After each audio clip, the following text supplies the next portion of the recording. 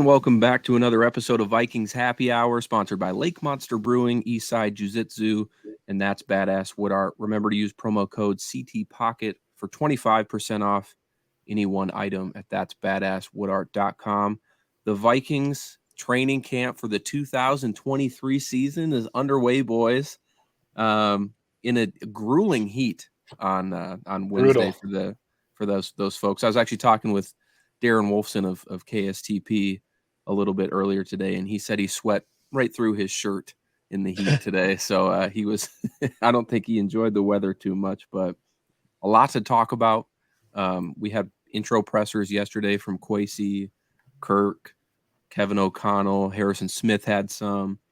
So a lot of sound bites and a lot of things to talk about. So let's rewind back to Tuesday, and let's talk about a topic that probably deserves a little bit more attention, and that's Danielle Hunter. So here's a soundbite from Kwesi on the Danielle Hunter situation. There's a lot of things we're trying to work through with Danielle. Obviously, we haven't seen him since last season.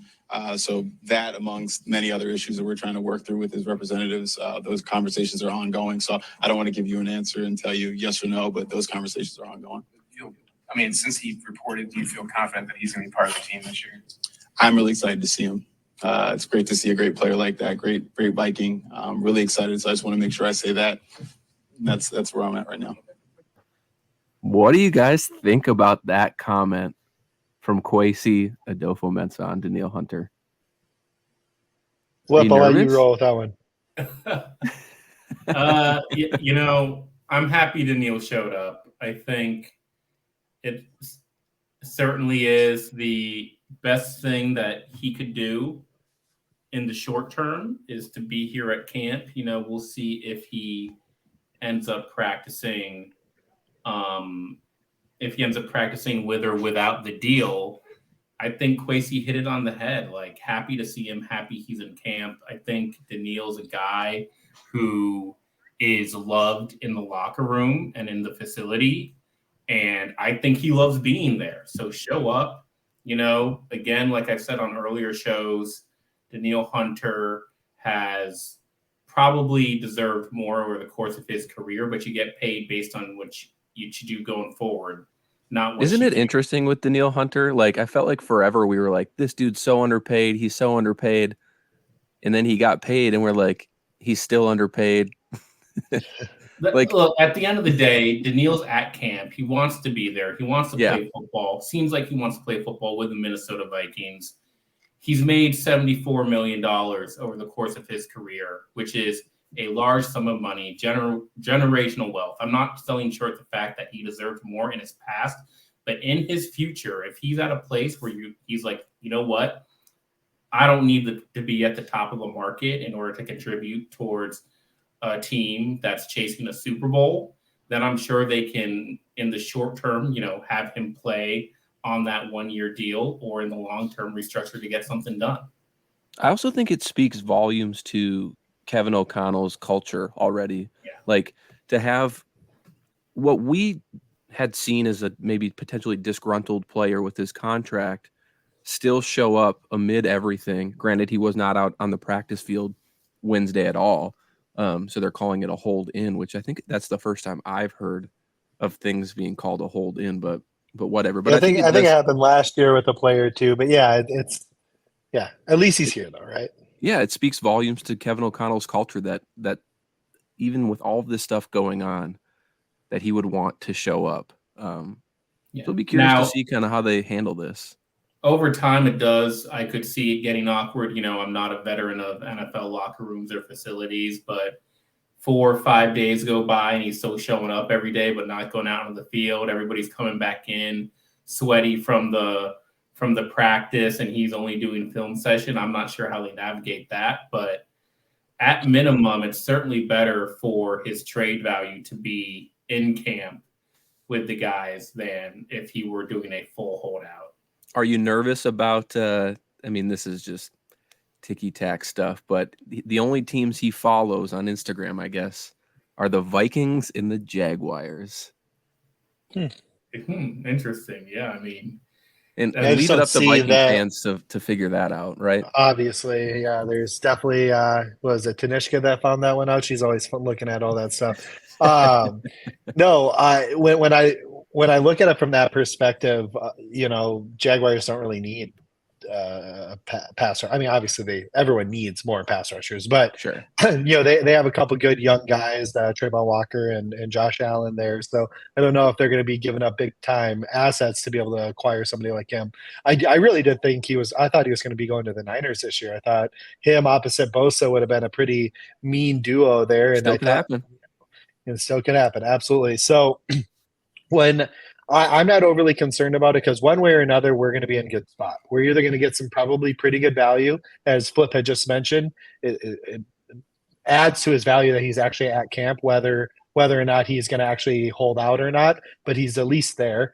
So that adds to his value. But if we can work something out, we have a great player, right? We all know what he is. He's a very good player.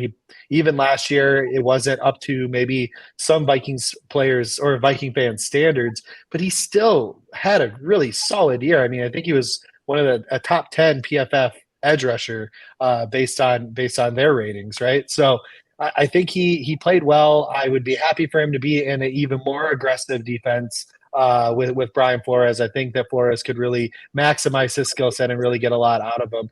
But if not, and the stars don't align and we end up trading him, hopefully we're getting some great value out of him as well. Yeah, for sure. And Flores talked about that too in his presser today, or today is Wednesday. Just that he has had conversations with Daniil kind of about his role in the defense. So it's not like Daniil is left in the dark on what to expect this season. I think it's just he wants to get paid, and I can respect that. So hopefully everything kind of gets resolved there. One thing that was brought up in Kwesi's press conference on Tuesday that I didn't expect to really come up is the conversation surrounding Kirk Cousins being in a contract year.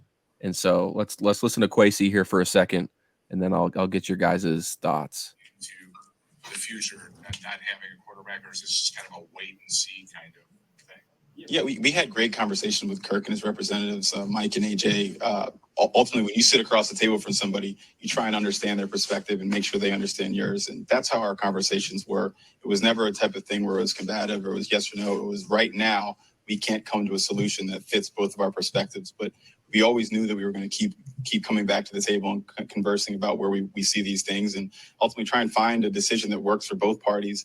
Again, always in that vision of trying to be one of those last teams standing. And if you can't do that, you shouldn't make decisions. But we're going to keep talking with those conversations as we go forward. What do you guys think about his response on Kirk Cousins there? Your turn, Ryan. I mean, it's as what it was the term politically correct of an answer as you possibly could make. And honestly, Kwesi's really good about that, right? Like he's good about providing an answer that doesn't really answer the question, but also gives you enough where it sounds like he did, right? Mm-hmm. So the hard part that he's at right now is that he has to be able to build a Super Bowl contender with a roster that's now gotten quite young. Yeah. And there's ascending stars that need to get paid. And how many stars can we keep here with a quarterback that is aging and deservedly is asking for a lot of money? Like I'm not going to sit here and say Kirk doesn't deserve the money. He's done a great job. He's put up stats. He's led this team well. So he wants to get paid for it, and I understand that. But we have young, really good talent in Justin Jefferson, TJ Hawkinson, Christian Darrisaw, and others, right, that are coming up on contract that we need to be able to retain. And Kirk can't win without these guys because we're not even winning with these guys right now. So we're at this kind of weird standstill of like wins last year. And that did a lot for us in the playoffs. So like we're in a standstill here of like, what do we do next? And I think a lot of us fans are anticipating it's time to go and find our guy, let Kevin O'Connell go get his guy. But I from all accounts, it seems like he likes Kirk. It's just we got to find a middle ground where he's happy with the contract and we're happy with the cost of it, where we can retain all this other talent. I'm sure Kirk and his camp are drooling at the potential of what he could make this offseason if he has another good year, just given what Justin Herbert just racked in. I mean, Kirk. Yeah, but Herbert's also at 25 or 24. Sure. Yeah. But like in the grand scheme of, quarterbacks here, just taking a look, like Kirk Cousins is now dropped easily out of the top. I don't even think he's a top 15 paid quarterback anymore. You got, let me count it here. 1, 2, 3, 4, 5, 6, 7, 8, 9, 10, 11, 12, 13, 14. He's the 16th highest paid quarterback in the NFL. Behind Is that by cap or is that by actual dollars? Average year. So per year. Okay. Yeah, so he's 35 a year right now, which is behind guys like Daniel Jones, Matt Stafford, Kyler Murray. Like it's interesting to kind of watch that all play out. And next year, I mean, I'm a firm believer that Kirk's going to have an amazing year. I've said before the Netflix special was going to be a great thing for him. It was. He came off very well in that show. Everything I've heard from Kirk as far as him hiring, a full-time person to work with him during the season at his house shows that he's all in. You think about the fact that he's entering the second year in Kevin O'Connell's scheme. There's a focus on improving the efficiency of the run game. He's behind the same offensive line that he was last year. I would be very, very surprised if Kirk didn't have a great year, and that's going to set him up for success, for a big contract here or elsewhere. I don't have many worries right now if I'm Kirk Cousins' agent. Now, if all that plays out and the Vikings don't make the playoffs, then it's going to have to be elsewhere, because the Vikings are going to be more in rebuild mode than competitive mode. So it's almost, those are things that may be out of his control. But everything that is in Kirk's control, he's taken care of. And Kwesi just might have to make a very hard decision. You go over to what's happened in New York with Aaron Rodgers making $1.2 million on the cap this year and $108 million. He's just doing that despite the Packers next year. Kwesi might only have 1 year left on his contract, so he could do something like that with Kirk. But it's going to be very hard to tell me that we can draft a replacement for Kirk Cousins in 2024, because he's about to go off in 2023. We're going to come back to that in a second, though, because I am curious what you mean by, because you said he's going to have a great season. We won't spend a ton of time on Kirk, but I do think it's interesting when you kind of watched Kirk's presser on Tuesday. We've seen him now for 6 years. This is the most comfortable I've seen him, like, coming into a training camp. Like, there's some like tension in the previous years back when Zimmer was here, or when he was new to the team. But like, I really do think that there's a comfort level with Kirk, and for all the reasons you said, Flip. I mean, it's the offensive line, it's the same play caller, same head coach, same offensive scheme, like top to bottom. And we know Kirk wants to know what's coming. Like, he doesn't want unknown or like anything kind of off script. And so this is the perfect situation for him as we head into 2023. But back to your comment quick, and then we can talk about Jefferson and in the first day of practice.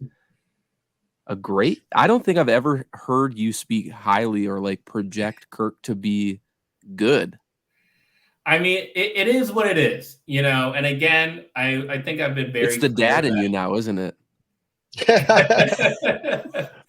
Kirk's success does not necessarily mean team success, because that is just era of the NFL salary cap that we're in. But I can't think of a single thing working against Kirk Cousins. Maybe you can argue that his center is still Garrett Bradbury, but it's the same offensive line, which has its own benefits. He's got his But also, Flip, real quick, that same offensive line, you mentioned that a couple times. I mean, I was just watching that episode of the Netflix deal. Yeah. I mean, he was the most hit quarterback at one Right. point in the season, and he, it was, I can't remember which episode, 3 or 4, where, they're talking about how they take care of their bodies, but that dude was like dying after it was at the Buffalo game. No, I can't remember The which Buffalo game it was. for sure was one. He got beat. Is that the to one where shreds. he walked off I think he walked off the field. It's like, I gave it all I got. And then obviously it was that game. So it's like, hopefully at Ingram, Garrett Bradbury, and Ezra Cleveland, because I don't think it was much on the tackles.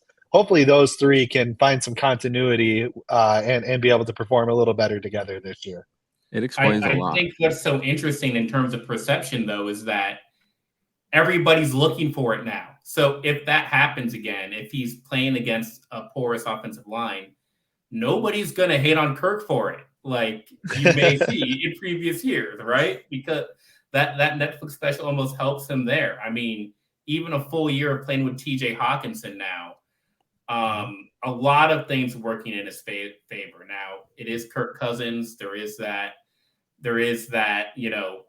lack of confidence when it comes to the fans going into postseason with Kirk Cousins as your quarterback. But if we get there and he has a great year, then it's going to be enough for him to get paid. Yeah, absolutely. I'm going to keep the conversation moving here. You mentioned TJ Hawkinson, so that feels like a good transition from my side. Cole Kmet from the Bears signed a 4-year, $50 million contract on Wednesday, which leaves at least me wondering, what the hell does a TJ Hawkinson contract extension look like? Because if Kmet's going to get that, which puts him as a top 10 paid tight end in the NFL, like TJ Hawkinson and his camp, they have got to be pounding the table for top 5 money, which, by the way, I went and looked. Top 5 money would put him, between Dallas Goedert and Mark Andrews, probably in that $14-ish million range. But my guess is he's going to probably reset the market. Like, you think he goes above Darren Waller? Well, I guess I don't know his contract. I didn't do as much prep as you did. Year. So I doubt he goes that high, or maybe he does. But, these guys, they're always resetting the market, right? We all know the best tight end in the league is Travis Kelce. We all know, number 2 is somewhere between Mark Andrews and George Kittle, right? So, and then TJ is right there at maybe even at 2. You never know, right? So he deserves that money. Now, you look at Cole Kmet. He had a pretty darn good year last year. I mean, him and Justin Fields, they were really clicking last year at the end of the year. And I mean, I was just looking at this from a fantasy perspective, just because, dynasties and stuff that we're doing. And Cole Kmet, I think, was like the number 7 tight end in fantasy last year, right? So just to kind of show some of his value. Dude, Josh Oliver, I didn't realize, made more than TJ Hawkinson. Mm-hmm. Well, right now, yeah. I mean, he just got paid. He just got paid off his rookie contract. Yeah, TJ's on the rookie contract. So yeah. So I would assume TJ is probably going to be somewhere in the 15. I think me and Myles talked about this on a show earlier this year that we anticipated probably being somewhere in that 15 range. Yeah. But who knows? He might reset the market just because. Why not? He deserves that. Like, he deserves to get paid that amount. One thing Sounds that I rich wanted to me. Well, so I was gonna pose this question to you, Flip, because I did when that contract came out on Wednesday about Cole Kmet, I tweeted like TJ Hawkinson's gonna be a rich man. Well, our founder of the show, Jason Brown, commented and said that a comp pick is incoming. You think the Vikings maybe just say, thanks for your 2 years, TJ, we'll take a 3rd round pick for whatever contract you go ahead and sign with another team? And you I think 15 million is the breaking point for that. I don't think you go above 15 million. I don't think your wide receiver 2, though, technically, right? Like, that's fine. I mean, Mark Andrews is making 14 million. Travis Kelce is in that $15 million range. George Kittle is in that $50 million range. Those are wide receiver 1s, basically. Those are receiver ones. But I mean, but those contracts are also 2-3 years old, right? Right. Like they reset the market at the time, and then now we got to reset the market, and then Travis Kelce next year is likely again at demand 20, and it's just going to keep going up and up and up. Same breath, you can say Lamar Jackson in the same breath as Patrick Mahomes. You can say Justin Herbert in the same breath as Josh Allen. I don't think you can say TJ Hawkinson in the same breath as George Kittle and Travis Kelce. And so I think there's a discount there where you're like, you can say, hey, play one more year and let's get that comp pick. If you really think you're the best tight end in the league, a tight end who's going to reset the market, it sounds a little rich to me. So what I'm hearing is Flip doesn't want TJ Hawkinson in our future if it's over 15 million. Yeah. And I think I'd add to that, like, I'm looking for 4 years. I'm not looking for like a 2 or 3 year extension. I would agree with that. My only point I would have to add here, and I'm trying to pull it up. I think you're downplaying the effect that TJ had last year. Like his numbers since he joined the Vikings were like they were top 3. They were in the same sort of conversation as a Travis Kelce and George Kittle. Now, I don't think TJ Hawkinson is Travis Kelce, but you could sell me on George Kittle range, especially in a full season here. And see, the reason why I like Hawkinson and actually kind of liken him to a Kittle is where Kelce doesn't do this as much, but Kelce is just in another tier, in my opinion. But he's a phenomenal blocker. I mean, phenomenal for a tight end, right? Like he can get in there and rough it up and do pass protection or run blocking with the best of the tight ends, right? With the George Kittle, I don't think he's as good as George Kittle is, but he's right there in that. So you don't think he's that's as good what as I'm George saying Kittle? Is like I'm saying as a blocker, as a pure blocker. I think Kittle's a beast. So I mean, have you seen that guy just like react to anything? He's literally he's insane. also super goofy. Yeah, that's what I mean. Like he's just wired differently, which makes him very effective at what he does, right? So, but I think TJ is like right there. So, I think with his ability to be a wide receiver 2 essentially, or a top 2 target on a team with the blocking ability as a tight end, it gives me a little bit more leeway than maybe Flip is giving of like, yeah, I'm okay if he is at like 15, 16. Yeah, I don't really want him to reset the market either because, again, that's rich. But if he does reset the market, I hope it's like had a 5-year deal, right? So where we have a lot more flexibility to move money around, get out of the contract early and redo the deal for him later if needed. But, and try to, have a little bit more leeway. Something that Kirk hasn't done for us in the past, which we've all said would have helped us like him more if we've had a little bit more flexibility with his contract. So hopefully TJ does that for us. Front load it, because in 5 years you'll be paying Jordan Addison his second contract. At 5 years, I mean, let's talk about the other investments they made, and I think that's what changes the equation. Is you do sign a Josh Oliver, you do draft a Jordan Addison in the first round, where if for Jordan Addison to be a hit, he's going to be competing for the second most touches on the team this year. Yeah. So that is a near-term thing where you may be looking at TJ Hawkinson as a third option behind Justin Jefferson and Jordan Addison if things go well. You may be as it should be. Right. So that puts a limit on how much you're willing to pay TJ as well. Last thing on the TJ Hawkinson thing, because I did find it from the time he arrived in Minnesota to the end of the year, he ranked first in targets in the NFL, first in receptions, second in yards, and was tied for 5th in touchdowns. So if that is an indicator of what this season is about to be, that's top 3, top 2 type production from a tight end, and which to me says that he deserves that kind of contract. So speaking of contracts, where'd you get those numbers from? You got PFF Ultimate over there? So do you. It's with Climb in the Pocket. You just log in. Speaking of contract extensions, let's hear from Kwesi on Justin Jefferson? Yeah, we're ongoing dialogue. I believe we'll speak with the representatives again soon. We just got back to training camp, right? So there's no rush per se in that regards. But look, Justin is when we got here, there's certain types of players you want around. Players who love football, are great at football, make their teammates better, just have that winning spirit. I'll never forget when I first met him, he just talked about winning.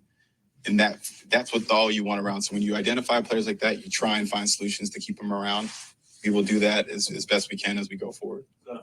And before we get into kind of what our thoughts are on that comment, Justin Jefferson was asked today as soon as he walked onto the field, what about your contract?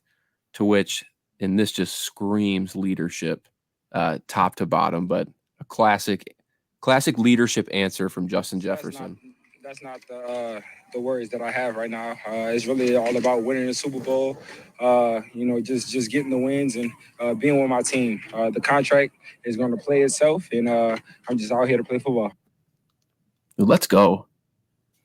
When have we seen that from our star player? Like Adrian Peterson, much love to what he did on the field.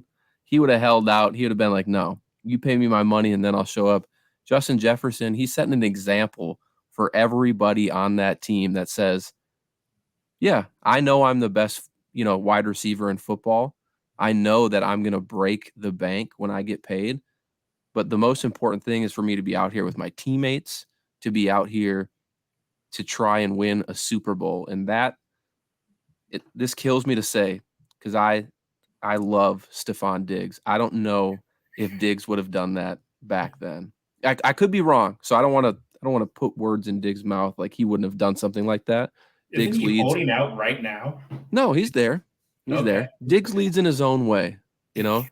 He's a special type of receiver. But what are you guys' thoughts on all of that? What are you laughing about? Yeah, My excitement. No, we're not going to get into the Diggs comments. No, Justin Jefferson. I absolutely love everything you're saying about him. I agree. Granted, we have 2 years to figure this out, so it's not something where he needs to be too rushed about it right now. And he even probably I don't knows think you that do have 2 years. Like technically, you have 2 years, but like you absolutely have 2 years. I feel like you owe him. I feel like you But owe him. you do. Like, yeah, let's get it done. And it's advantageous for us to do so because it's another year of where we can pay him now without other players getting paid and resetting the market even higher than it already is, right? But we, in all reality, yeah, he can sit here and say, yeah, I'm not really worried about it because I'm going to get my 5th-year option picked up and then they'll have to pay me next year and it'll even cost even more money then. So like, That's fair. I mean, That's sure, fair. he's saying the politically right thing, absolutely, and I hope he means what he says, where it's just about winning. And I do wholeheartedly believe that he believes that. But he's also not as worried about it and not needing to worry about a holdout because him and his representatives have 2 years to be able to figure out this contract. But yeah, absolutely, like it should always be about winning. And yeah, let your play do the talking and let your agents do what they're paid to do.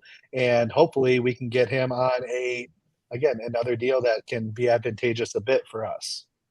Flip, you've seen all the receivers here in Minnesota thus far dating. So have we, but Moss, Diggs, Carter. Now we're here with Jefferson. What are your thoughts on how this is going to all play out in kind of Jefferson's comments today?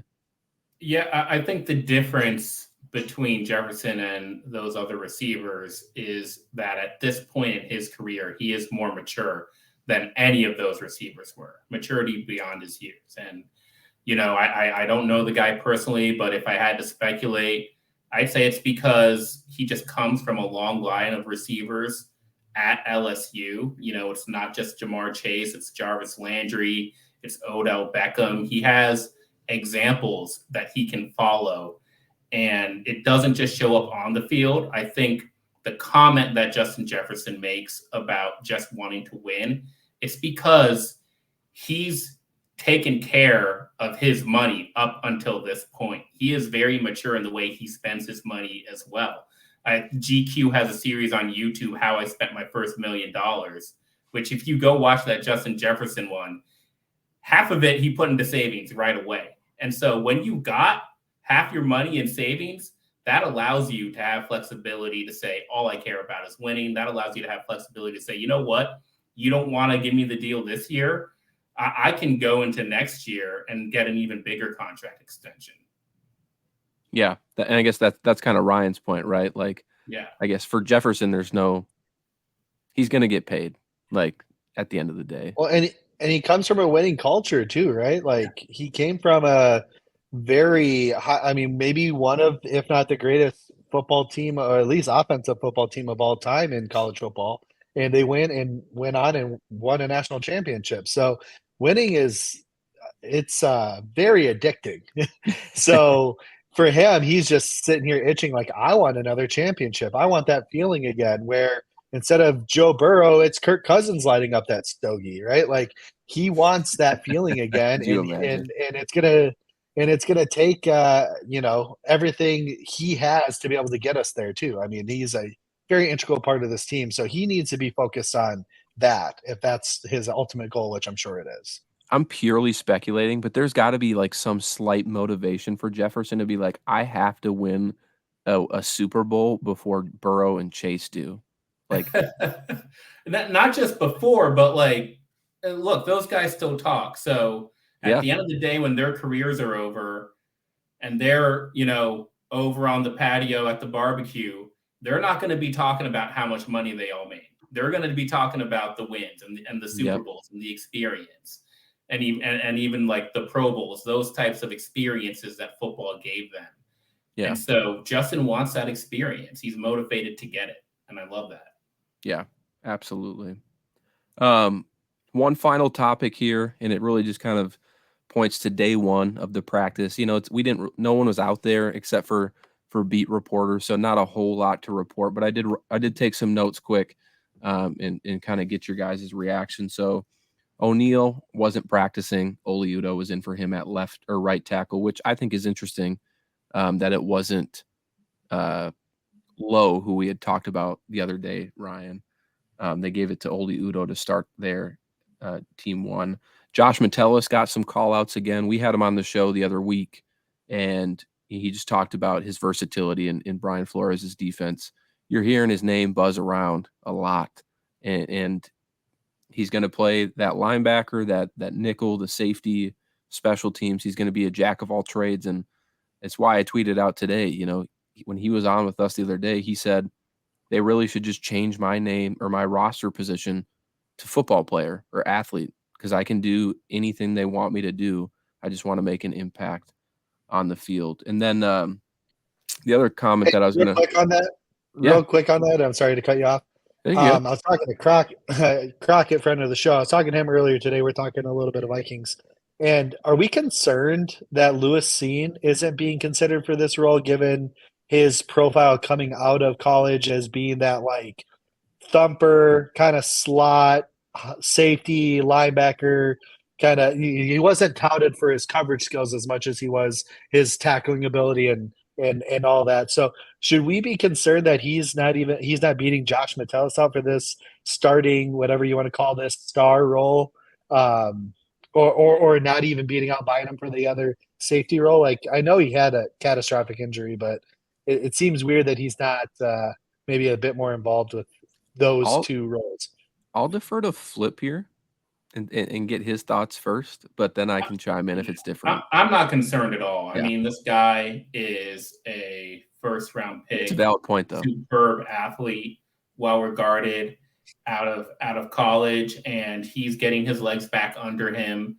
I think when you add that into the fact that we have no idea what the Brian Flores defense is going to look like. Everybody says it's more complex. So just, I think it'd be really unfair to ask Lewis Cine to recover from a bad knee injury and also ask him to be the day one starter in training camp in one of the most complex defenses in the NFL. And be somebody that plays all those versatile roles too. Right. Like, and play every be a safety would be one thing, but to have to do it all. But I think I kind of had the same thought process as well, to be honest. So, but I wanted to bring it up since we were talking about it. I love it. On a different day, maybe I would just take a different stand just to rile things up here. Tell Crocodile say hi. So the last big thing I think that stood out to me and a bunch of people today in practice was just the cornerback group and who played with the ones, who played with the twos. Caleb Evans, Byron Murphy, obviously starters.